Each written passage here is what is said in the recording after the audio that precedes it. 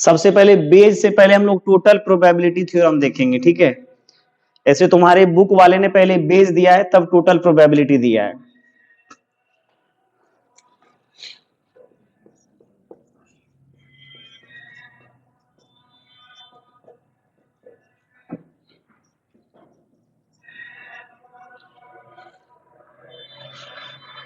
Total probability theorem. अब देखो इसका हम लोग यूज कैसे करते हैं, पहले ध्यान से सुनना। एक होता है म्यूचुअली एक्सक्लूसिव इवेंट्स, एक होता है एग्जॉस्टिव। एग्जॉस्टिव और म्यूचुअली एक्सक्लूसिव। एग्जॉस्टिव इवेंट्स किसे कहते हैं, सुनो।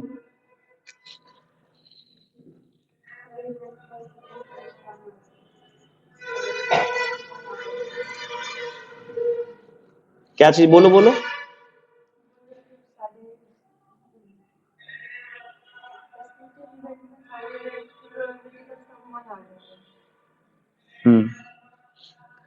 देखो एग्जॉस्टिव किसे कहते हैं, प्रोबेबिलिटी का सम 1 आएगा, वो भी एक आइडिया है, बट उस आइडिया से ज्यादा बेहतर आइडिया तुम्हें बताता हूं, ठीक है। एग्जॉस्टिव यदि कोई लिख रहा है इसका क्या मतलब है, इवेंट्स पहले तो E1 E2 E3 dot dot EN are set to B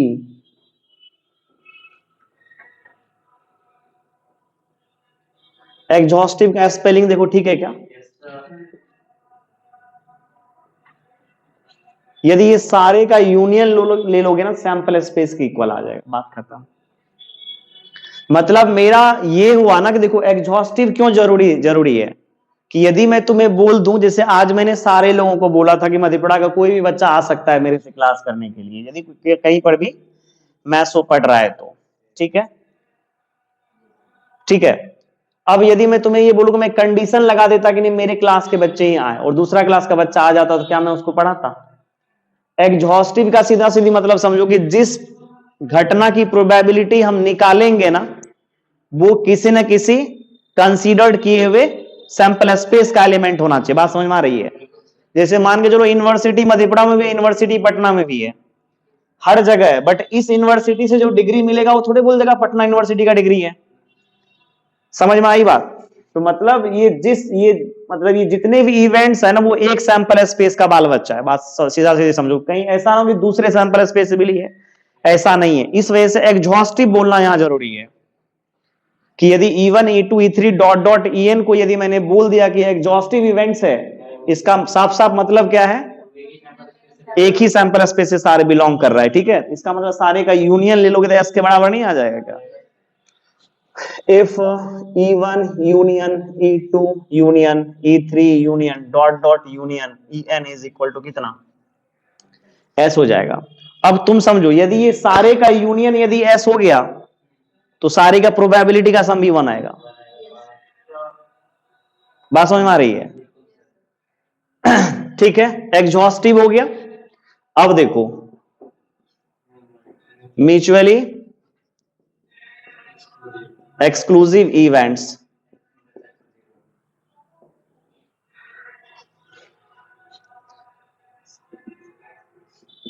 events E1 E2 E3 dot dot EN are set to be ME बोल दूं, mutually exclusive, if E1 intersection E2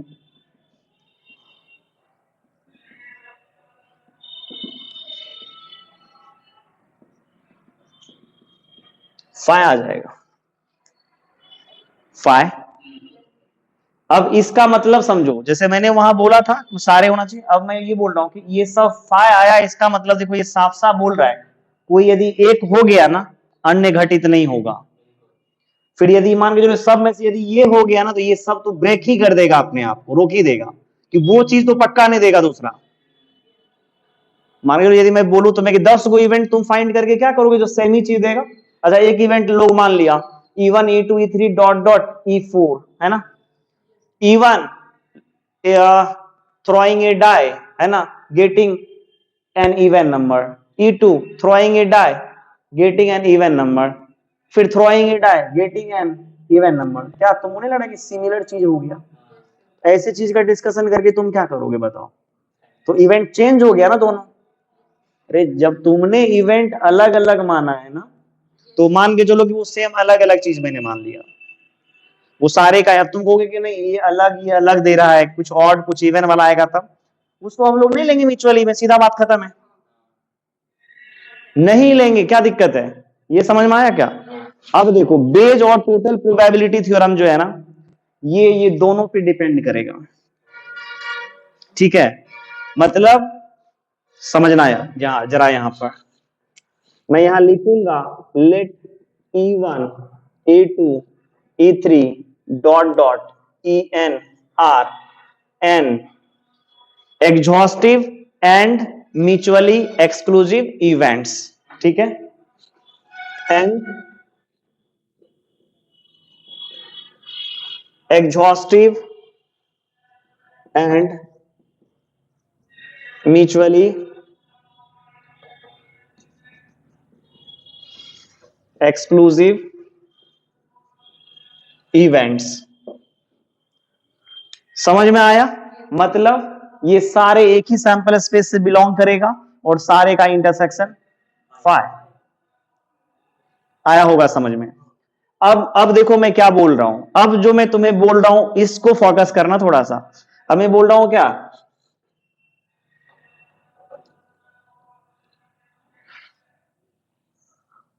and अरे मैंने यार, तुम लोग जानते हो ना कि मैं ये, आप लोग कौन क्या कहते हैं, बड़ा लेटर छोटा लेटर, ये सब मेरे लिए मायने लगा, अच्छा लगता है मुझे, मैं लिखता हूं वहां पे। लोगों का फोकस वहां होना चाहिए, बस हम ये चाहते हैं, इसी वजह से लिखते हैं कि बड़ा, तो तुम समझो कि ये क्या मतलब है, ठीक है? And E be an event which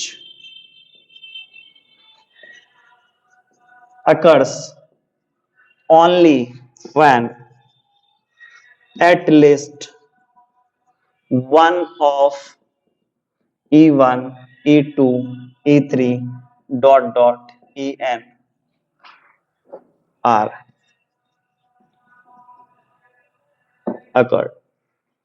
मेरा सीधा कहना है, ध्यान से सुनो, ये एक ऐसा इवेंट है जो तभी होगा जब इसमें से कम एक हो जाए। समझ में आ रही बात? अब एक इवेंट ई ऐसा है जो E1 E2 E3 dot dot En में से कम एक यदि हो गया, तब जाकर के क्या होगा, ई होगा। नहीं समझा? मतलब इसमें से जब तक कोई एक नहीं होगा तब तक ई होगा ही नहीं। अब जैसे तुमको समझाते हैं, इस बात को समझो कि ये क्या मतलब है, ठीक है? इस बात को समझो, जैसे मैं तुम्हें बोल रहा हूं कि एग्जांपल दे रहा हूं कि एक बैग है जिसमें 3 रेड और 5 व्हाइट बॉल है। फिर एक दूसरा बैग है, ये फर्स्ट बैग सेकेंड बैग, जिसमें 5 रेड और 7 व्हाइट बॉल है। एक तीसरा बैग है, ठीक? नहीं तीसरा छोड़ दो, दो पढ़िए, इवेंट ज्यादा क्यों बढ़ाएं, दो ही रहने देते हैं, ठीक है? दो ही रहने, 5, अरे एन तक लिया हो तो 10 तक भी लोग ले सकता है ना, उससे क्या फर्क पड़ेगा? दो ही रहने दो समझने के लिए, बाद में देखा जाएगा। अब यहां से ध्यान से देखना, ये मैं तुम्हें बोल रहा हूं क्या कि फर्स्ट बैग से एक बॉल सेकेंड बैग में डाला गया, ठीक? तुम्हें नहीं लग रहा है कि फर्स्ट बैग से सेकेंड बैग में जब एक बॉल जाएगा तो E1 होगा, या तो रेड बॉल होगा या तो व्हाइट बॉल होगा, हाँ या ना? जरा बात बताओ। तो फर्स्ट बैग से जो एक बॉल पिक हुआ, देखो बैग से बॉल निकलेगा उसकी पॉसिबिलिटी देंगे, प्रोबेबिलिटी चैप्टर पढ़ रहे हैं ना। इस बैग से एक बॉल निकला, इस बैग में डाला, तो तुम जरा दिमाग लगाओ कि मैं यहां एग्जाम्पल समझा रहा हूं तुम्हें। E1 को तुम क्या बोलोगे, drawing a red ball in from first bag, drawing a red ball from first bag. पता चला? अरे पहला घटना तो यही हुआ ना कि फर्स्ट टाइम में जो तुमने किया। और E2 क्या है बताओ, drawing a white ball in, ओ फर्स्ट बैग सही तो है। इतना तक समझ में आया? मैंने क्या बोला रे, इस बैग से बॉल इसमें डाला तो मैंने इससे एक बॉल निकाला होगा ना। अच्छा, कोई एक ही काम किया है, या तो रेड डाला, या तो पॉसिबिलिटी दो है यहां पर, या तो रेड या तो व्हाइट। ठीक, अब ये फिर क्या बोल रहा है कि सेकेंड बैग से एक बॉल निकाला। हाँ, ये दोनों किया तब सेकेंड बैग से एक बॉल निकाला। तो कह रहा है इस बात की क्या प्रोबेबिलिटी है कि सेकेंड बैग से जो बॉल निकला वो रेड है। समझ में आई होगी बात, जरा ध्यान से देखना। अब एक इवेंट ई मान लो ना, ई क्या है, drawing a red ball from second bag. ठीक है, drawing a red ball from the second bag. अच्छा, अब जरा ध्यान से देखना तुम लोग, प्रियदर्शी क्या लग रहा है कि प्रोबेबिलिटीज में से किसका निकालना है? ई का बोलो। ठीक है, प्रोबेबिलिटी किसका निकालना है, लेकिन ई कब निकलेगा, जब ये दोनों में से कोई एक हो गया। क्या ये कहानी सिद्ध हुआ? अरे इस बैग से इस बैग में एक बॉल जाएगा तब ना तुम सेकंड बैग से निकालोगे। जब तुम सेकंड बैग से रेड निकाल तो 10वां का प्रोबेबिलिटी हो गया ना, 5/12। ये कंडीशन लगा दिया ना कि फर्स्ट बैग से एक बॉल सेकंड बैग में गया, उसके बाद इसमें से एक बॉल निकाला, तो तुम्हें नहीं लग रहा है कि वो रेड है, इस बात की क्या प्रोबेबिलिटी है, तो इसकी प्रोबेबिलिटी मांग रही है। बट ये इवेंट कब होगा, जब दोनों में से कम एक हो जाएगा।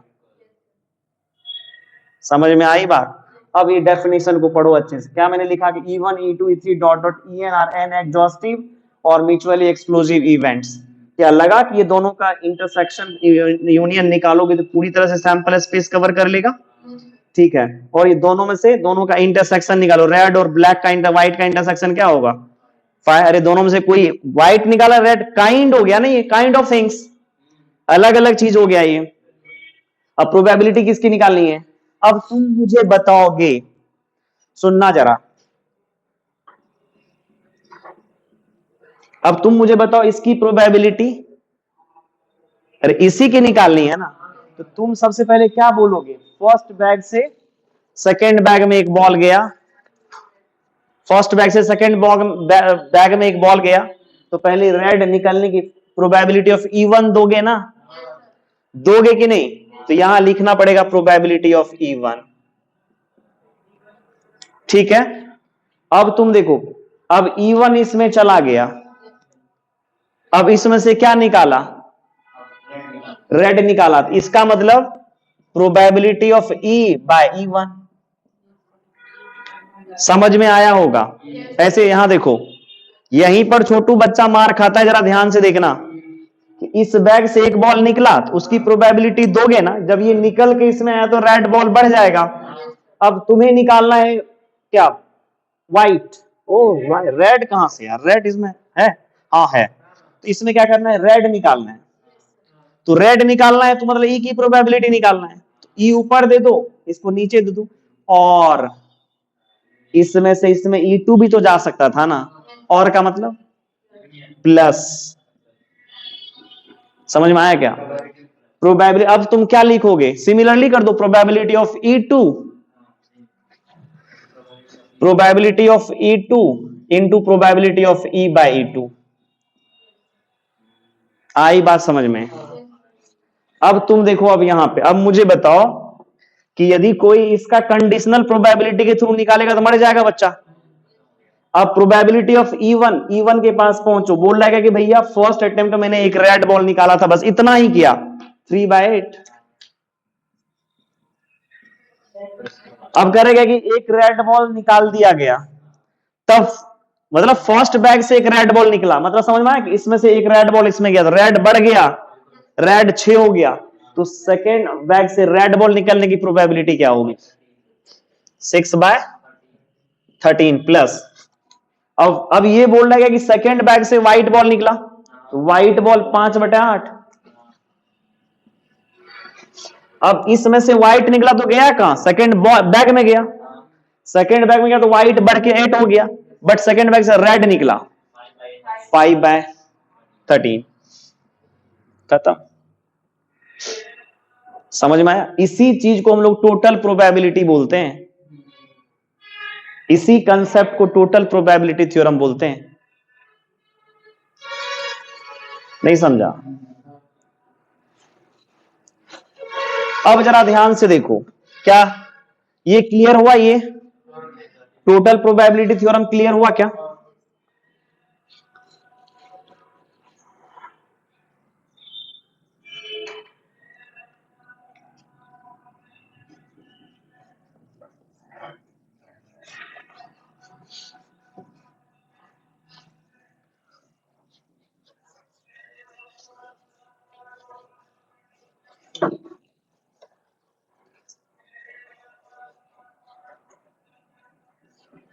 चलो अब बताओ, अब तुम्हें लग रहा है कि टोटल अब इसमें देखो एक बेज थ्योरम तुमको समझाता हूं।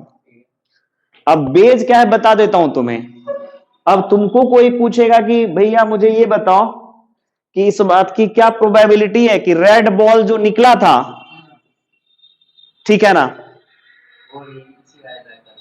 वो सेकेंड बैग से था या फर्स्ट बैग से, बाद में बात कर लेंगे, पहले इसको इसका लिख लेते हैं थ्योरम। अब जरा ध्यान से देखना, एक सैंपल स्पेस बनाते हैं, ठीक, सिंपल सा डायग्राम ड्रॉ करते हैं, गैदरिंग वाला नहीं बिल्कुल भी।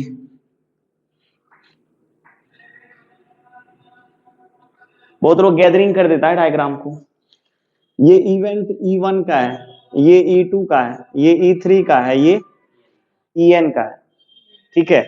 तो तुम्हें नहीं लग रहा है कि अब E एक ऐसा इवेंट होगा जो कम से कम इसमें से किसी के साथ भी हो सकता है, जब किसी के साथ भी यदि होगा तो ऐसा हो सकता है, इसके साथ देखो तो है कुछ, इसके साथ इतना हिस्सा इसका, यदि घटेगा E2 के साथ इतना होगा, इसके साथ होगा तो इतना होगा, इसके साथ होगा तो इतना होगा। बताओ जल्दी, ये कौन सा इवेंट हो गया E, और ये टोटल सैंपल स्पेस, ठीक है। अब देखो तुम्हें निकालनी है प्रोबेबिलिटी ऑफ E, जरा ध्यान से सुनना। तो मैंने तो बोला था ना कि E की पॉसिबिलिटी तुम दोगे कि E तुम्हारा E1 के साथ घटा या E2 के साथ घटा या E3 के साथ घटा या E4 के साथ घटा। तो अब सोचो तुम कि मैंने तुमको तभी बताया था ना वहां कंडीशनल प्रोबेबिलिटी में कि इसका इसके साथ का यदि बात किया जाए तो तुम कैसे निकालोगे, या ऐसे समझो प्रोबेबिलिटी ऑफ E इंटरसेक्शन या E1 इंटरसेक्शन E दे दोगे, बस इतना। अरे ये घटेगा तो इतना ही घटेगा ना, या जब इसके साथ होगा probability of E2 intersection E, अरे यदि बहुत होगा तो जब तुमको देगा E2 के साथ घटा है तो इतना ही पार्ट घटा होगा ना।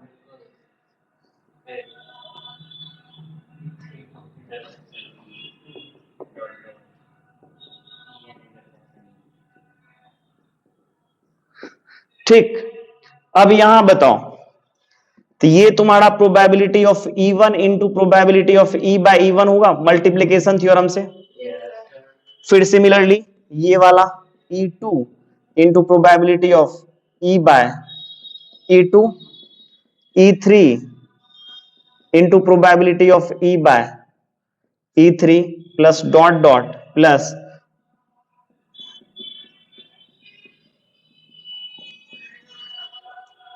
हम तो इसको जानते हो कैसे याद रखते हैं, हमको ये याद नहीं रहता है, हम सीधा याद रखते हैं कि E1 के साथ घटा होगा ना, मुझे निकालनी प्रोबेबिलिटी E का, पहले तो मैं E1 का दूंगा। अरे E1 के साथ घटे तो E1 की प्रोबेबिलिटी, जब E1 हो गया तब E की, फिर E2 के साथ यदि घटा होगा तो E2 की प्रोबेबिलिटी, जब E2 हो जाएगा तब E की। फिर समझ में आया क्या? ये सब तुम्हारा हो गया क्या चीज, टोटल प्रोबेबिलिटी थ्योरम, ठीक है। तो इसको अब आ गया समझ में क्लियरली, कोई दिक्कत इसमें अब नहीं। चलो इसको क्लीन किया जाए।